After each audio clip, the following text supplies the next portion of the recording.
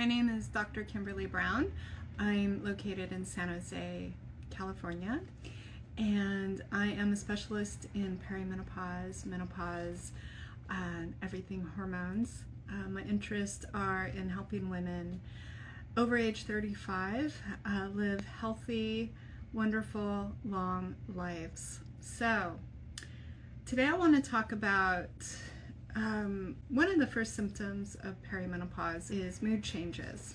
In fact, I just saw a woman today, age 40, starting to feel like she's having more moodiness, difficulty remembering words. It was just perfect timing. Every woman is unique in what they feel in the beginning of perimenopause, and I often say hot flashes are not an early sign, but in fact they can be.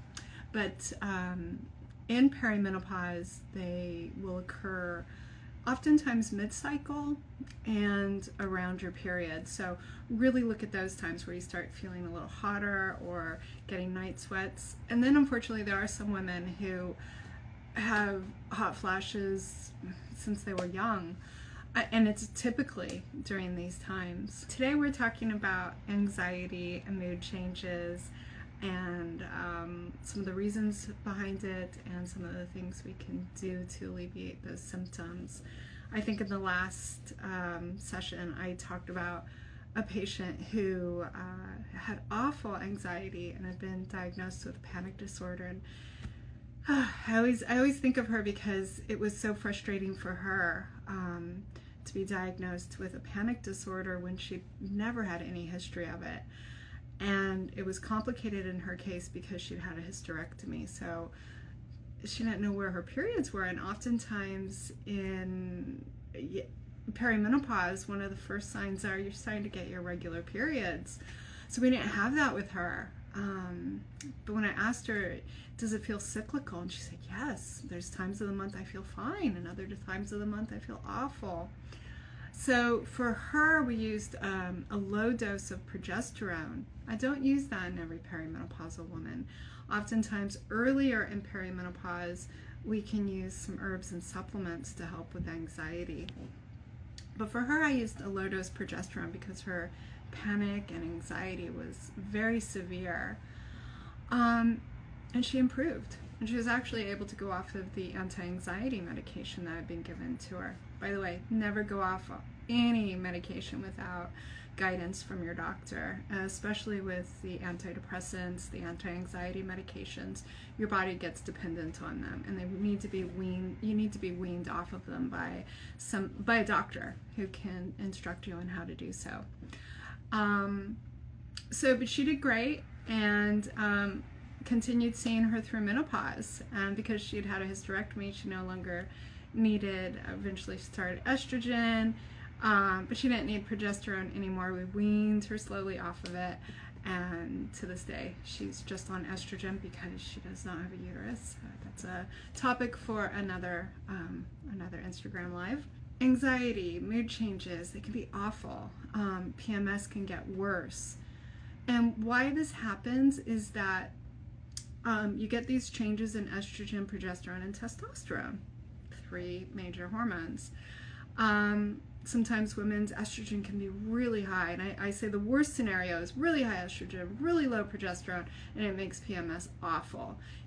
Awful anxiety, panic, insomnia. So when a woman's having regular cycles, we can really time testing of estrogen and progesterone 7 days before the menstrual cycle. If not, we guess, but it is helpful information. Not always. Sometimes we don't get it right, but that gives me an idea of what's going on. And that's blood testing. Sometimes I do urine testing.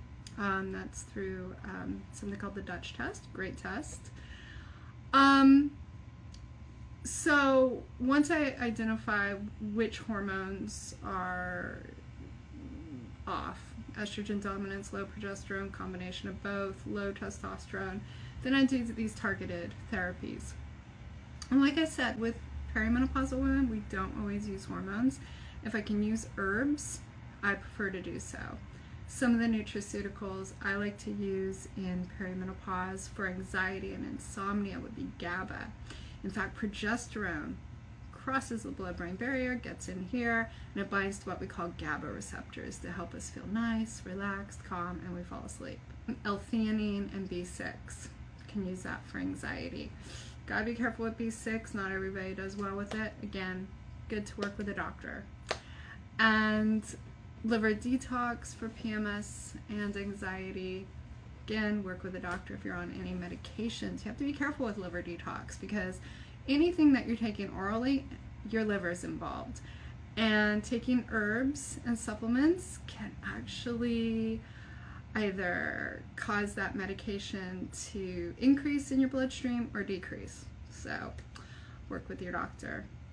And then I also use things like DIM, which is from cruciferous vegetables, and calcium D-glucarate for PMS and anxiety, but only in certain cases because it doesn't work with everybody. That's why it's, again, important to work with a doctor and a doctor that specializes in these things. Let's see, what should I talk about? How about testosterone? I recently saw an interesting woman in the beginning of perimenopause on birth control. Birth control, wow. Not only can it suppress your estrogen and progesterone, it can also suppress your testosterone. So low libido, more anxiety. We don't talk a lot about testosterone in women, and it's so important. And it can drop 2 to 3 times in perimenopause, meaning like, let's say it was 60, it could be 20. And a low testosterone can cause increased anxiety. I think the biggest tip I can have is if you're a woman over 35, you're experiencing unexplained, unusual, cyclical mood changes, seek out a doctor like myself or somebody else who specializes in perimenopause.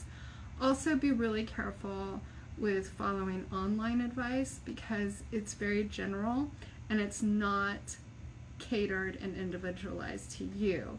When you see a naturopathic doctor, a functional medical doctor, a doctor specializes in perimenopause, they will optimize their treatments for you. I hope you have questions. If you do, please write in the comments. I'd love to hear them. And thank you so much for joining tonight. Bye-bye.